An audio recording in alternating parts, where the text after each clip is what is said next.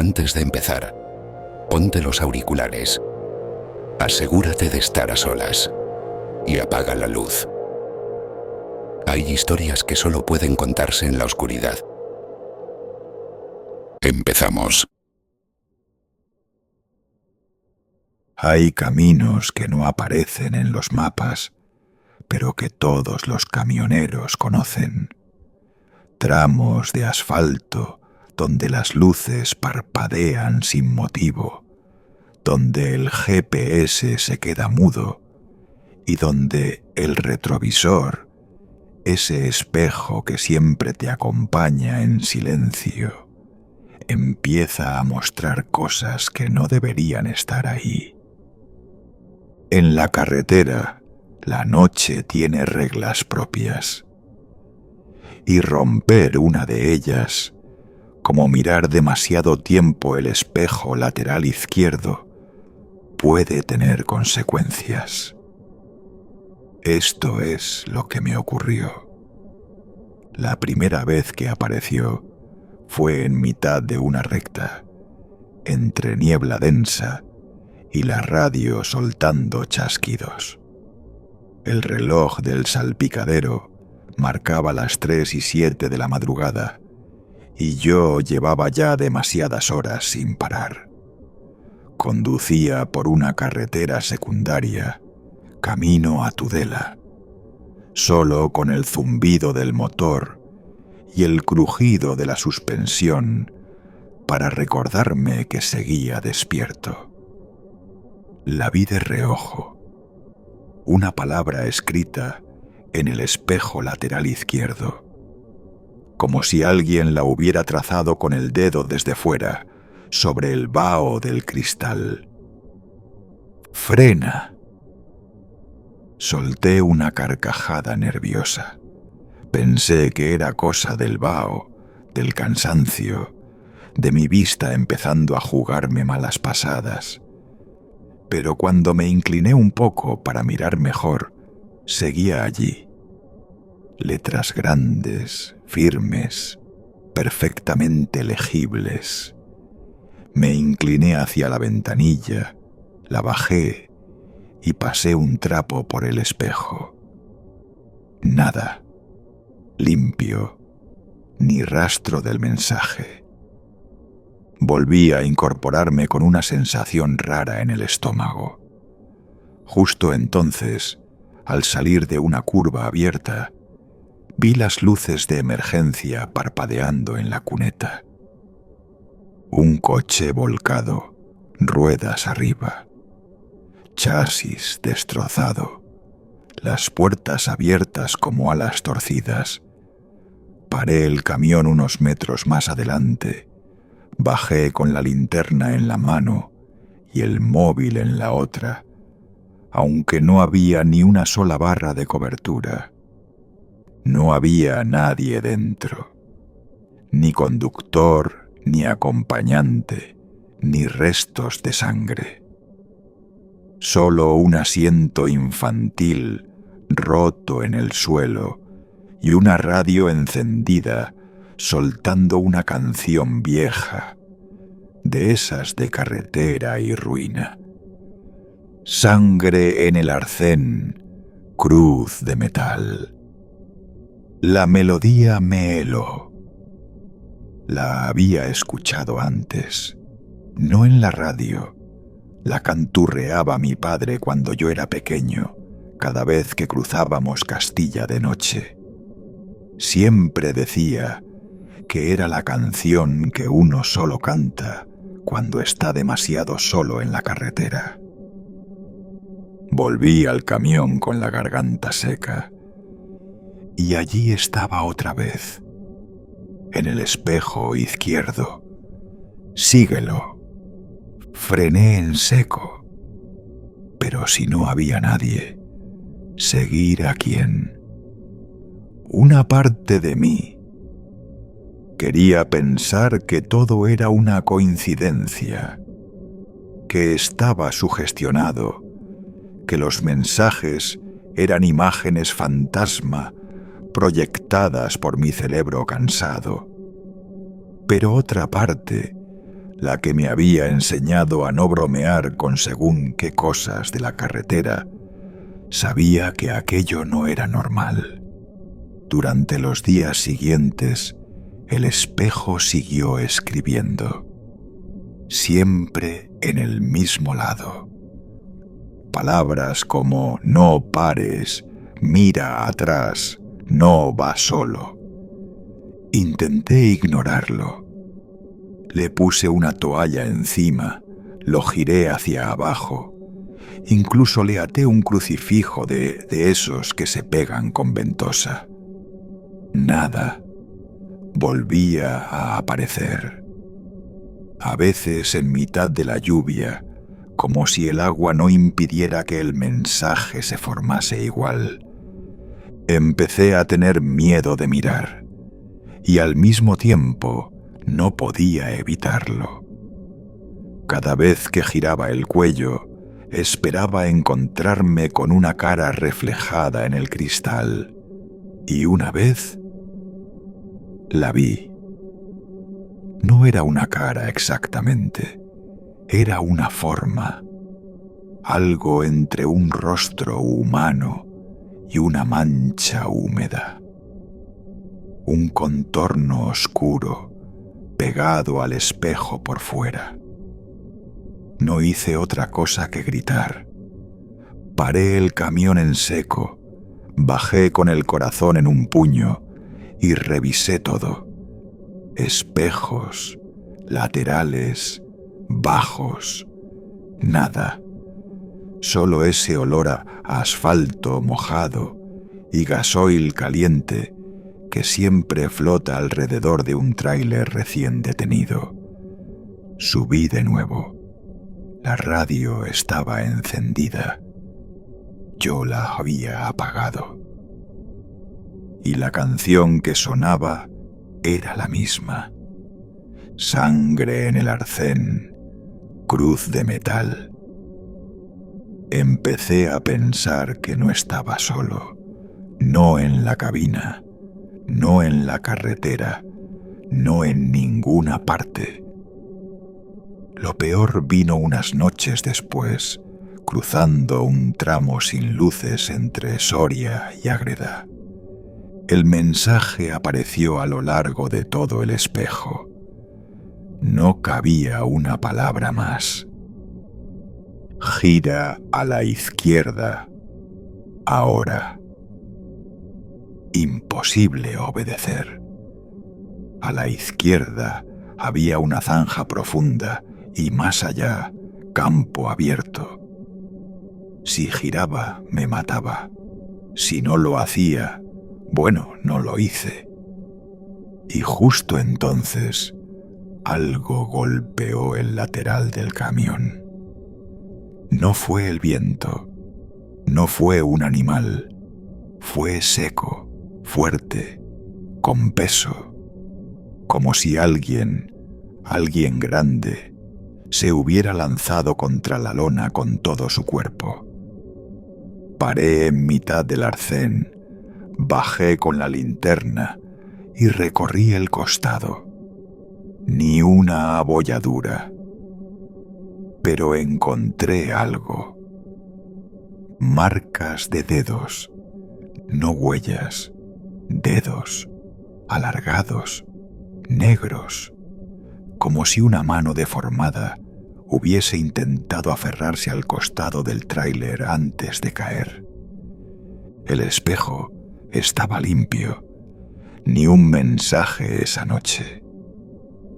Y eso fue peor, porque empecé a notar otra cosa, que no solo eran las palabras, era el reflejo. Algo estaba cambiando en mi reflejo. No lo veía directamente, era apenas una sensación. Pero cada vez que giraba para mirar el espejo izquierdo, sentía que el que me devolvía la mirada no era del todo yo. Como si hubiera otro conductor dentro del camión, con la misma cara, los mismos gestos, pero no los mismos ojos. Las rutas empezaron a repetirse. Daba igual si subía hacia Navarra o tiraba por las secundarias de Albacete. A partir de cierta hora, entre las 2 y las 4 de la madrugada, la carretera cambiaba. Lo notaba por detalles pequeños. El guardarraíl tenía marcas que ya había visto antes. Un cartel oxidado colgaba en el mismo ángulo. La bruma se espesaba justo en el mismo punto. Y el espejo. El espejo lateral izquierdo, siempre con esa vibración leve, como si estuviera aguantando la respiración. Yo ya no esperaba ver mensajes, los esperaba con miedo, porque cada uno se volvía más personal, más íntimo. Una noche, cerca de un pueblo que ni recuerdo si tenía nombre, apareció uno que me dejó helado. Papá. Esa palabra sola, escrita con el mismo trazo húmedo. Creí estar delirando. Me detuve, bajé, abrí la cabina. Por un momento pensé que podría encontrar algo ahí dentro, una sombra, una voz, cualquier cosa menos el silencio absoluto que me envolvió. El reloj del salpicadero marcaba las 3:22. El mismo minuto exacto en el que mi padre murió. No fue un accidente normal. Lo encontraron calcinado dentro de su tráiler, sin señales de frenada, sin explicación técnica. El espejo izquierdo, y esto lo recuerdo porque lo dijo el mecánico del depósito, era lo único intacto. No había conectado nunca los puntos. Hasta ahora.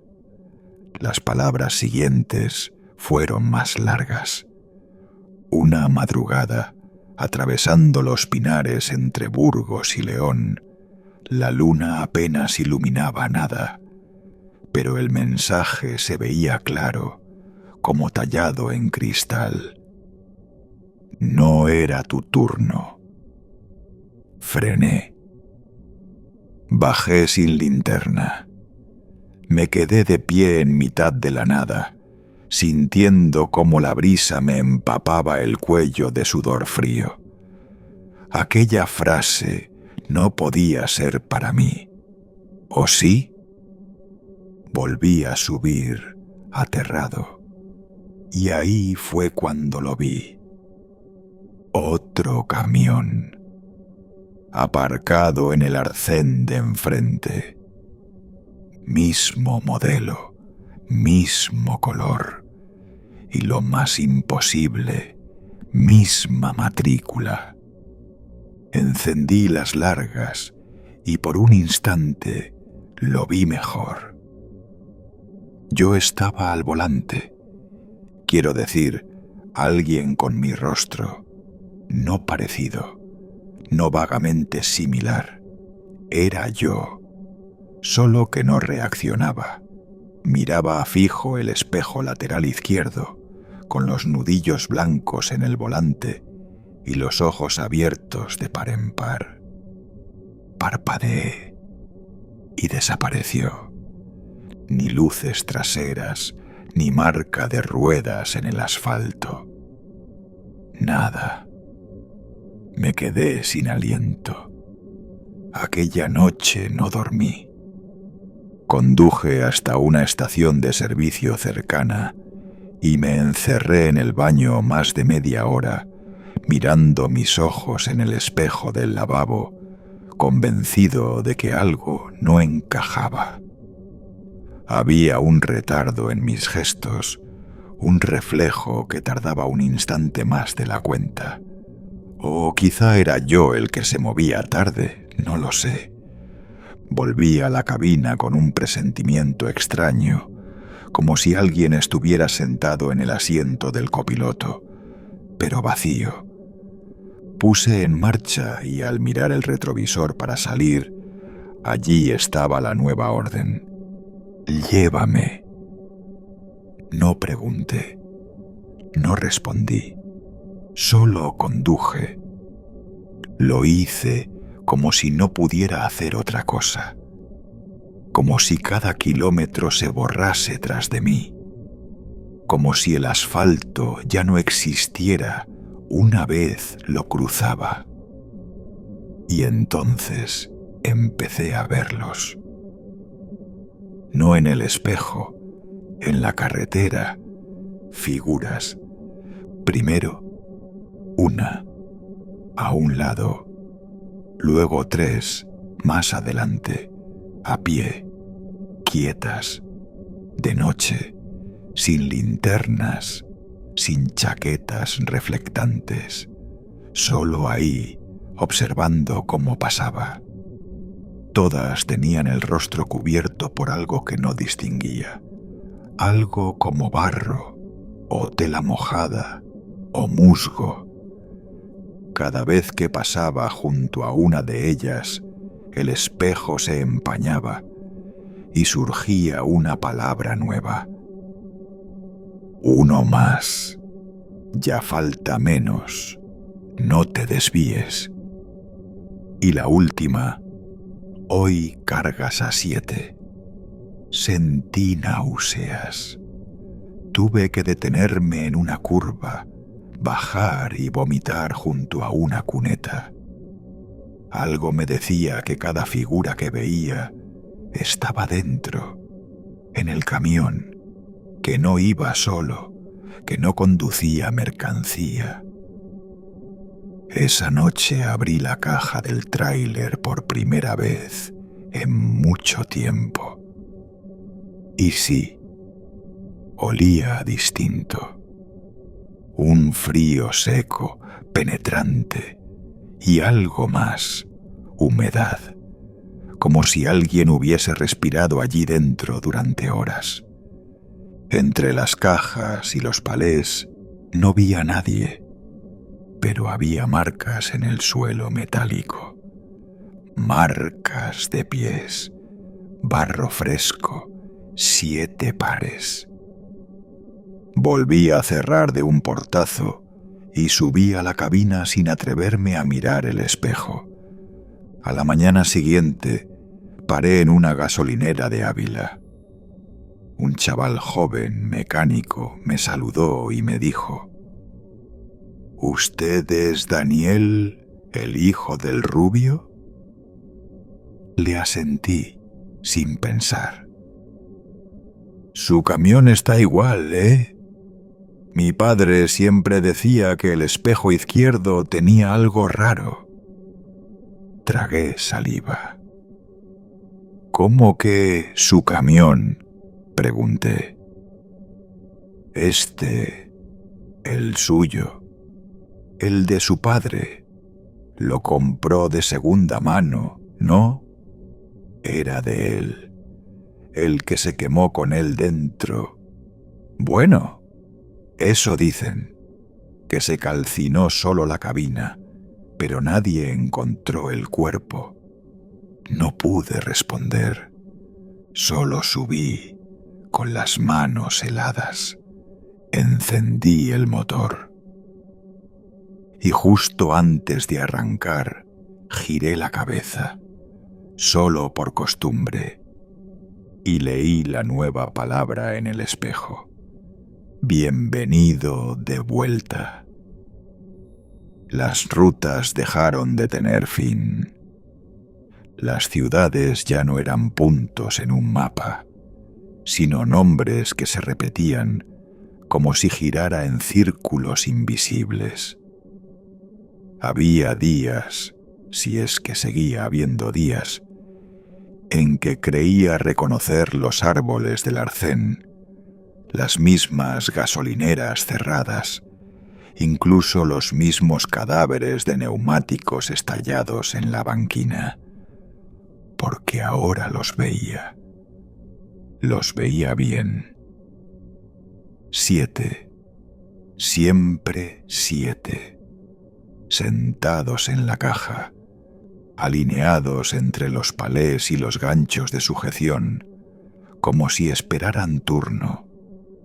No hablaban, no se movían, pero sus formas estaban allí, rostros vendados, manos cubiertas de barro, ropa mojada y un olor que empapaba la lona. Mezcla de cuero mojado, metal oxidado y algo más, madera quemada.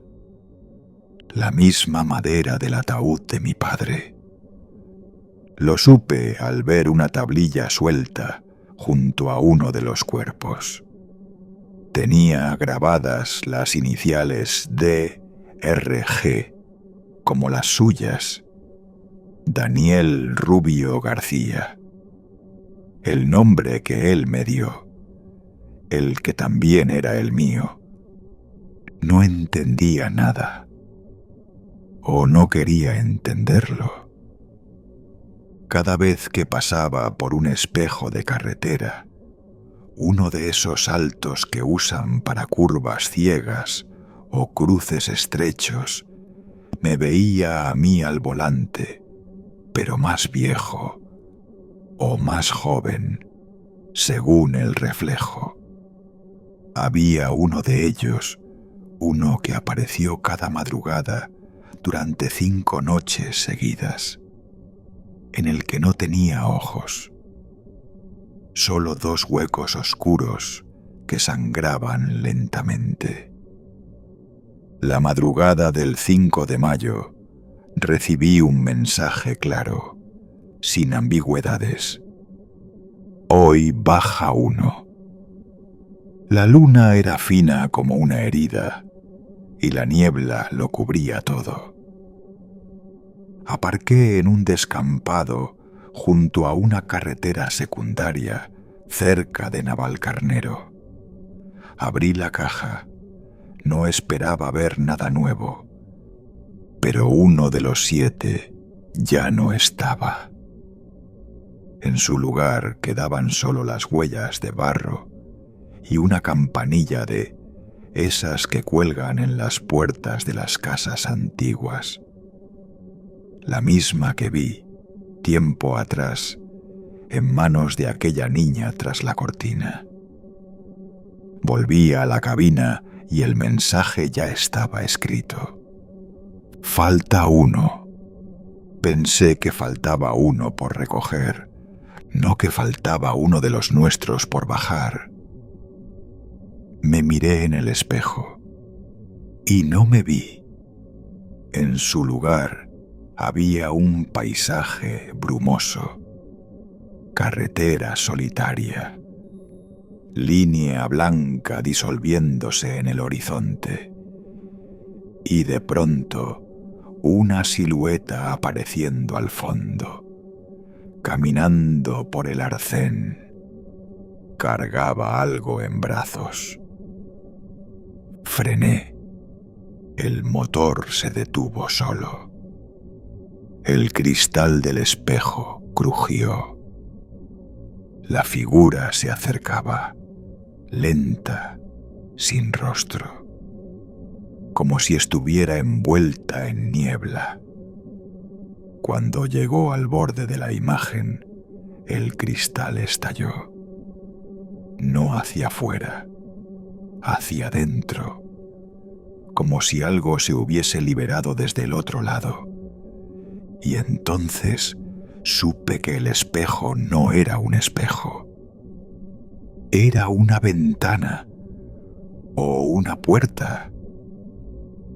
Y ya no era yo quien la miraba, era yo quien estaba al otro lado. La cabina cambió.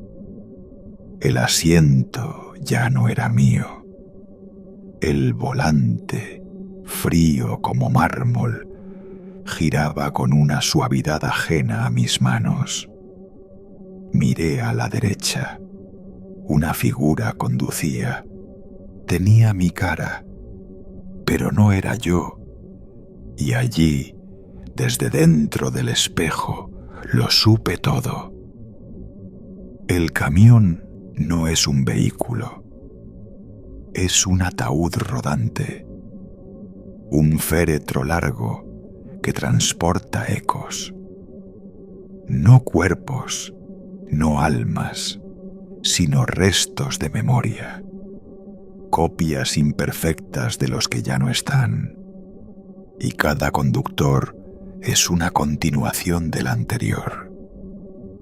Mi padre no murió en aquel incendio, se quedó dentro, como yo, y como tú.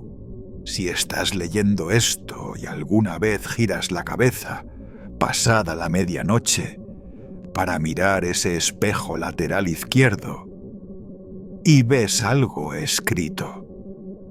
Porque cuando el cristal llama, no se ignora, y si ves tu nombre, ya es tarde.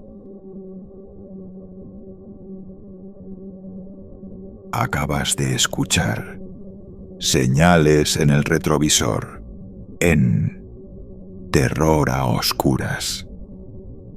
Si te ha gustado, deja tu like, suscríbete y activa las notificaciones para no perderte los próximos relatos.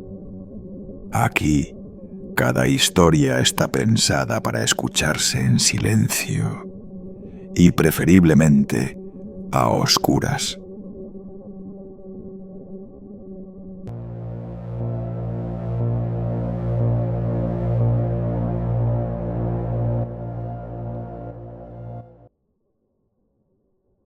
Durante décadas, el Hospital del Tórax de Terrassa fue un lugar de muerte lenta.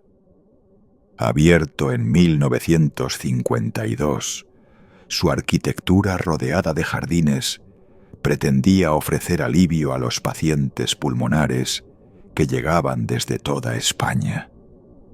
Pero tras sus muros se ocultaba un sufrimiento invisible, hecho de fiebre, ahogos y delirios prolongados por semanas. Muchos no salían jamás. La tasa de suicidios fue tan alta que el edificio ganó fama de maldito.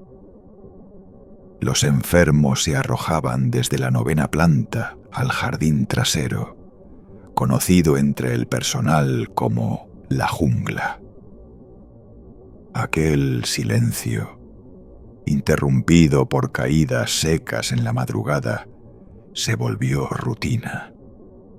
Y con el tiempo, el hospital dejó de ser lugar de sanación y pasó a ser un sitio de tránsito hacia otra cosa. Cerró sus puertas en 1997, pero no fue demolido. Se convirtió en plató de películas de terror, refugio de indigentes, objetivo de exploradores urbanos. Muchos suben aún a las plantas altas por morbo. Pocos bajan al archivo subterráneo. Y algunos, como yo, entramos por obligación. El vigilante me recibió sin mirarme a los ojos. Me alcanzó la linterna sin decir palabra y señaló el ascensor con la cabeza. No era el grande, el central, sino uno más angosto junto al pasillo de traumatología. La chapa de la puerta vibraba como si algo respirara detrás.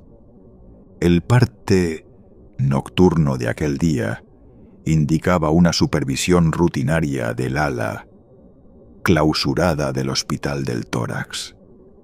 Yo había trabajado en lugares más duros, pero lo que me perturbaba no eran los rumores ni los vídeos de adolescentes explorando entre escombros, sino que me habían asignado solo. Ni binomio, ni operador en sala, ni siquiera radio. Solo yo, un mapa impreso y una orden escrita con letra temblorosa. Verificar pasillo 2B y archivo subterráneo. El ascensor descendió con un chirrido seco. Ni botones ni luces. Se detuvo al cabo de medio minuto y abrió las puertas sin previo aviso.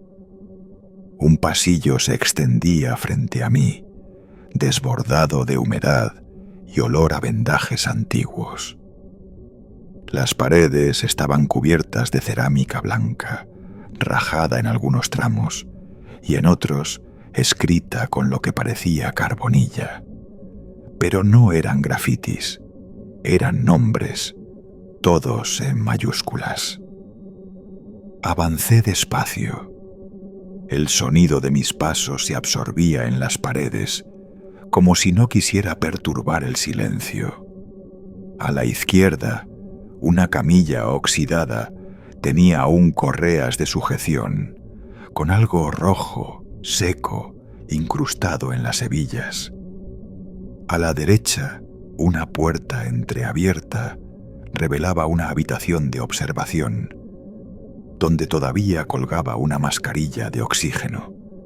No había polvo, no olía a cerrado, como si alguien hubiera pasado hace poco.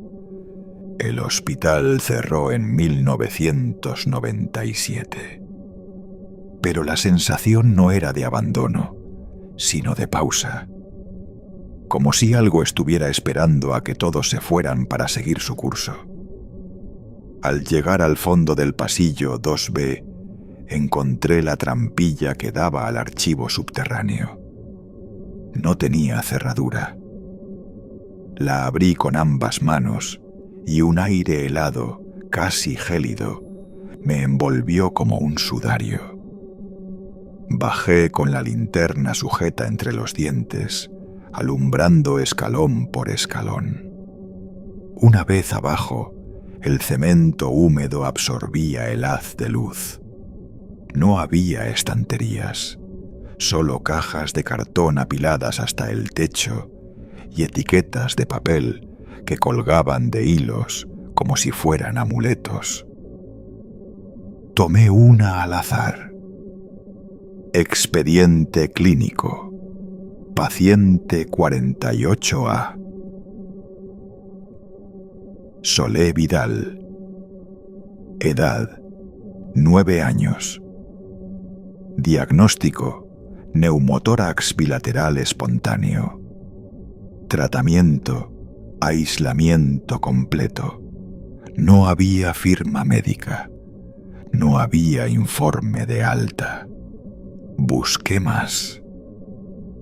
Todos los pacientes eran niños.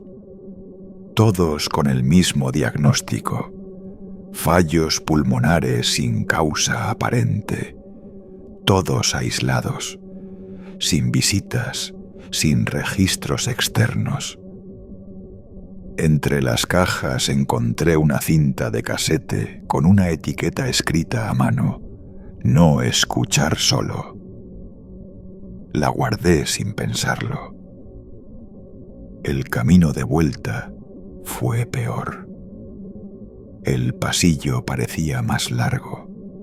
Las luces parpadeaban. Al llegar al ascensor, las puertas seguían abiertas, como si no se hubieran cerrado nunca.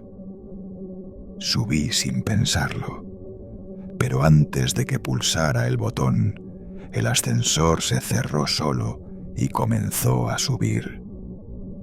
Paró en la planta 6. No tenía motivos para bajarme, pero algo me obligó a hacerlo. Tal vez el olor. Una mezcla densa de éter, sudor frío y algo más. Algo orgánico. Las paredes de esa planta estaban parcialmente quemadas, el techo ennegrecido. Al fondo, una enfermería medio colapsada por escombros dejaba entrever una figura inmóvil, de espaldas, sentada en una silla metálica. Respiraba con dificultad. Se oía como una fuga de aire, aguda y quebrada. Me acerqué con la linterna apuntando al suelo. No hablaba, no se giraba, pero el sonido seguía. Justo cuando estuve a 1 metro, la figura se desvaneció. No corrió, no desapareció. Fue como si nunca hubiera estado allí. Solo quedó la silla, caliente al tacto, y un estetoscopio oxidado en el suelo. Volví al ascensor con la linterna temblando en mi mano. Esta vez pulsé directamente la planta 0. Quería salir. No necesitaba terminar el turno. La orden había sido un error. Esa planta no figuraba en el plano. Lo confirmé en cuanto llegué a recepción. Mostré el croquis al vigilante, que simplemente negó con la cabeza. «Aquí no hay 6ª planta», me miró con algo entre compasión y miedo. Y antes de que dijera más, sacó una cajita de cartón del cajón del mostrador. Me la entregó con cuidado. Dentro, la misma cinta de casete que yo había recogido, pero con otra etiqueta. Esta decía: «Ya ha escuchado suficiente». Le pregunté si me estaba gastando una broma, pero no respondió. Solo me miró a los ojos por primera vez y dijo: «No vuelva a bajar». Salí del hospital con la cinta guardada en el bolsillo interior de la chaqueta. No dormí esa noche. Al día siguiente intenté acceder al edificio por mi cuenta, pero el acceso estaba bloqueado con cadenas nuevas. Nadie contestaba en el número de contacto del contrato. Llamé al Hospital Sant Pau, al Clínic, incluso al Parc Taulí. Nadie sabía nada del expediente 48A. Una semana después me llegó un sobre sin remitente. Dentro había una foto tomada desde lo alto del hospital. Se veía la jungla, el jardín trasero y una figura de espaldas al borde de la cornisa. Un niño, con una bata demasiado grande. En el reverso, escrita a mano, una frase: «Solé Vidal no saltó». Pasaron 3 noches sin que pudiera pegar ojo. La cinta seguía allí, sobre la mesita del comedor, como una trampa esperando ser activada. No podía ignorarla, pero tampoco me atrevía a escucharla. La frase escrita en la etiqueta, «Ya ha escuchado suficiente», parecía una advertencia personal, como si alguien supiera hasta dónde había llegado mi curiosidad. Al final, venció la necesidad. Busqué una grabadora en un mercadillo del Raval. El hombre que me la vendió me miró raro cuando le pregunté si aún funcionaba el lector de cintas. Asintió sin decir nada y me regaló unas pilas medio usadas. En cuanto llegué a casa, cerré las cortinas, apagué el teléfono y me senté frente al aparato. La cinta entró sin resistencia. Reproduje. Al principio solo estática. Luego una respiración pesada, intermitente. Sonaba como si alguien durmiera bajo oxígeno. Luego un golpe seco. Después una voz. Leve, infantil, pero no del todo humana. Dijo algo apenas inteligible. «Mamá, me quedé aquí, en medio». Retrocedí el casete y lo escuché 3 veces más. Cada vez era distinto. La última vez, la voz repitió lo mismo, pero añadió algo que me heló la sangre. Tú también estás aquí ahora. Apagué la grabadora, saqué la cinta, la metí en una bolsa y caminé hasta la basura del barrio. No me detuve hasta verla caer al fondo del contenedor. A la mañana siguiente, alguien la había dejado en mi buzón. Sin nota, sin explicación. Estaba comenzando a perder el juicio. Intenté desconectarme, volver a la rutina. Fui al gimnasio, al bar de siempre.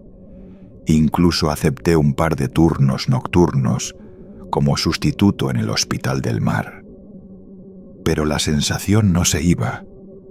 Al pasar junto a respiradores o tanques de oxígeno, me temblaban las manos. Cada vez que alguien tosía cerca, sentía arcadas. Y por la noche, oía pasos dentro del armario. No ruidos, pasos de pies descalzos sobre madera. Al quinto día decidí contactar con alguien que conociera el lugar. Una antigua enfermera del Hospital del Tórax, jubilada desde hacía más de 20 años. Vivía sola en una planta baja cerca de Cornellá. Me recibió con la puerta entreabierta y sin preguntar quién era. Tú también los oyes, ¿verdad? Me senté en su cocina.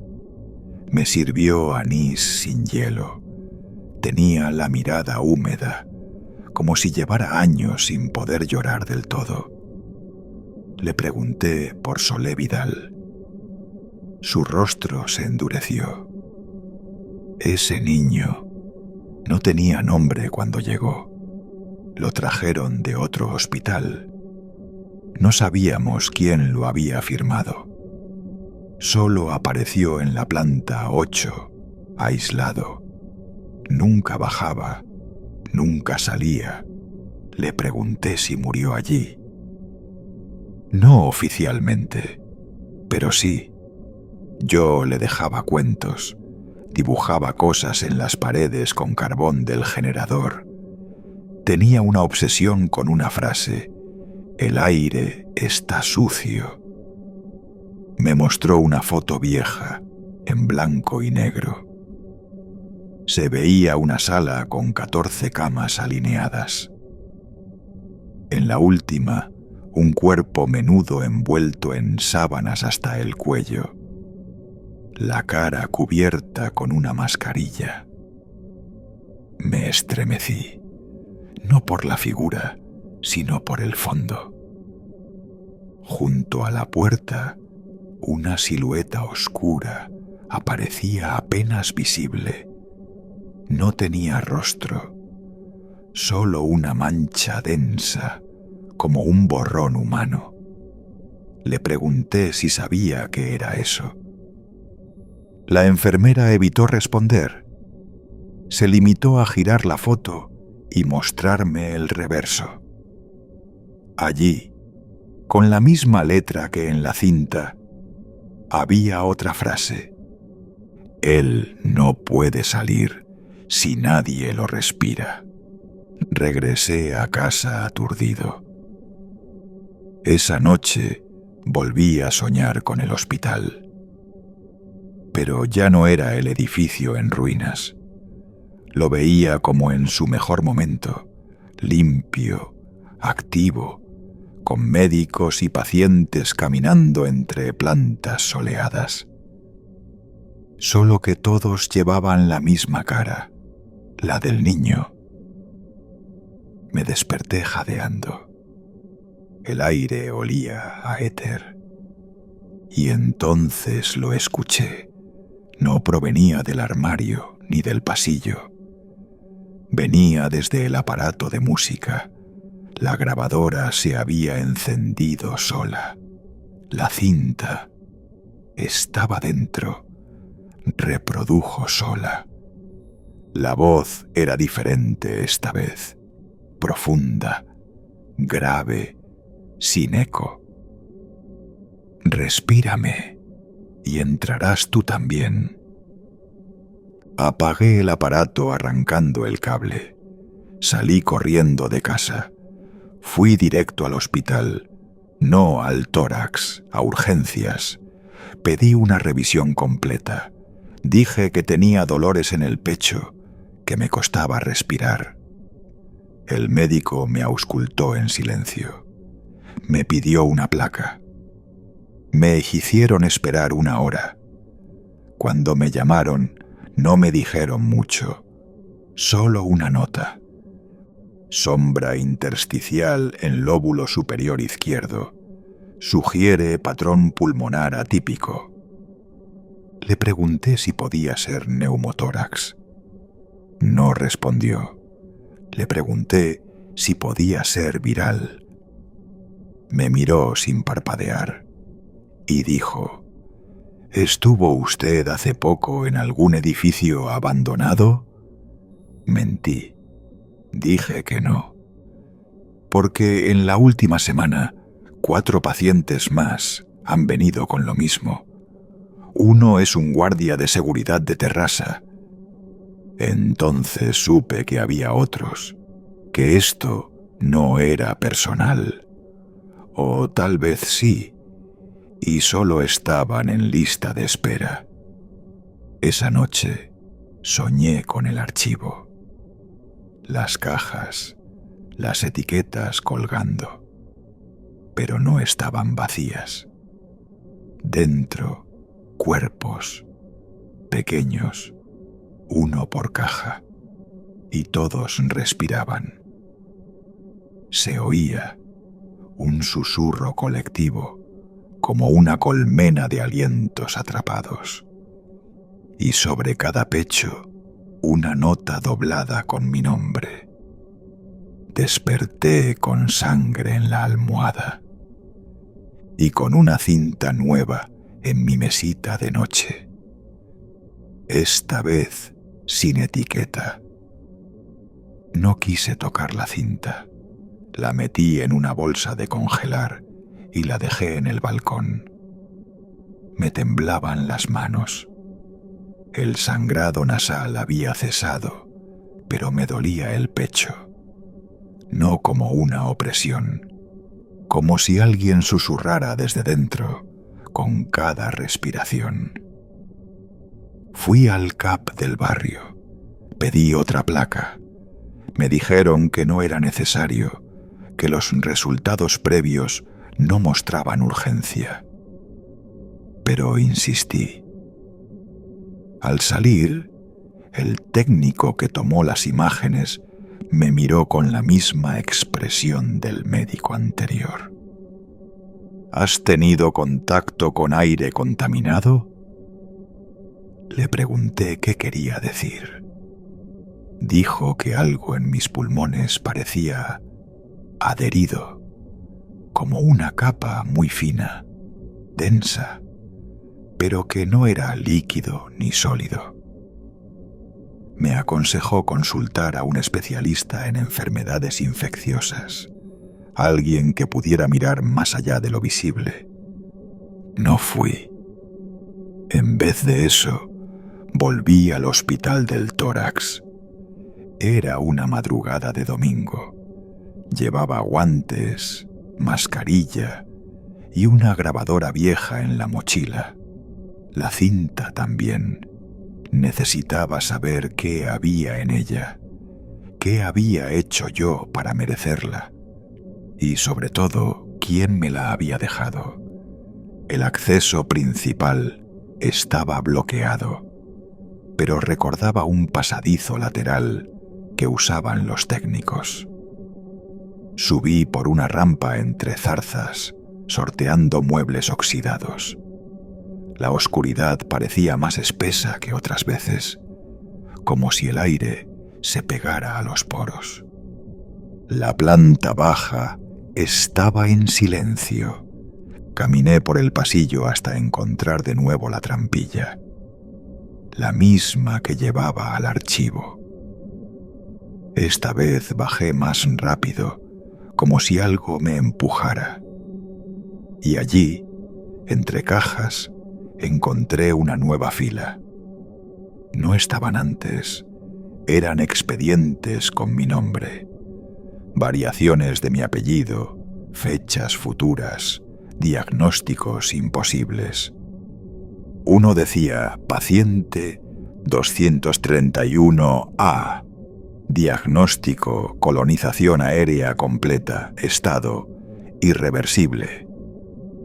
Otro simplemente tenía escrita una palabra en rojo, anfitrión. Abrí la grabadora, metí la cinta, reproduje. No hubo voz, solo el sonido de una respiración idéntica a la mía.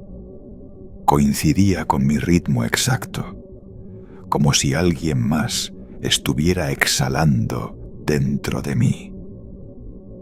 Luego una frase, dicha al unísono entre mi boca y el altavoz. ¿Estás listo? Entonces se apagó todo. Me desperté horas después, en la planta 9. La jungla se veía desde la ventana. El amanecer cubría de bruma los árboles deformes. Mi ropa estaba intacta, pero mis zapatos tenían barro seco, como si hubiera caminado entre los helechos. Al levantarme, noté algo en la espalda. Una etiqueta colgando de mi camiseta interior, de papel, como las del archivo. Solo decía paciente 000. Regresé a casa caminando. No hablaba con nadie. No contestaba llamadas. Todo olía igual. Éter, algodón húmedo, sangre vieja, incluso la comida. Perdí la noción del tiempo. Empecé a toser cada noche. Al principio era leve, luego con espuma, luego con algo más denso. Un día me grabé, no por paranoia. Quería saber si al dormir decía algo, si soñaba en voz alta, si hablaba en otro idioma. Al revisar el audio del primer día, lo único que escuché fue una frase repetida una y otra vez durante más de 2 horas. La cinta no era la primera, tampoco será la última. Afuera, el aire parecía más denso. Los vecinos tosían. El cartero dejó de venir. Nadie me miraba a los ojos por la calle. Y una noche noté que la grabadora, aunque desenchufada, sin pilas, emitía un zumbido tenue, como un pecho enfermo intentando respirar. Fue entonces cuando entendí. Las cintas no eran mensajes, eran vehículos. No necesitaban transmisores ni electricidad, solo oyentes. Cada vez que alguien las reproducía, algo se transfería. Una parte, un suspiro atrapado durante años. Y yo había compartido el mío sin saberlo. Decidí volver una última vez. Entré al hospital con una caja llena de grabadoras, cintas recicladas, marcas falsas. Las dejé en distintos puntos del edificio, bajo camillas, dentro de taquillas algunas con etiquetas sugerentes. No escuches esto, testimonio real, voz del infierno, no por venganza, sino porque ya no podía soportar ser el único. Ahora duermo con la mascarilla puesta, no para protegerme, para retener lo que queda, lo que aún no ha salido. A veces, cuando la noche es muy silenciosa, oigo pasos en el balcón. Y cuando reviso la grabadora por la mañana, ya no estoy solo en el audio. Estoy conversando. Acabas de escuchar Nunca entres al hospital del tórax en Terror a Oscuras. Si te ha gustado, deja tu like, suscríbete y activa las notificaciones para no perderte los próximos relatos. Aquí, cada historia está pensada para escucharse en silencio y preferiblemente a oscuras.